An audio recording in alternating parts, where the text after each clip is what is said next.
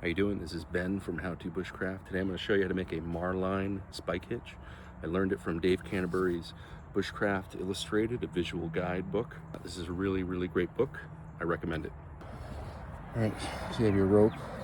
Make a loop here, okay? And put it behind the pole. So your bottom rope, it's now going over the top rope. You're going to bring it through the rope loop on one side of the pole, and you're going to scooch it over, bring it through the other side of the pole, the other loop, okay? That is taut. Do it one more time. Make a loop, bring it around the pole.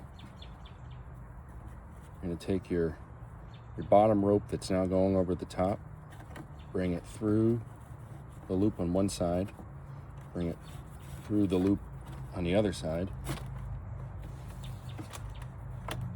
and it's taut.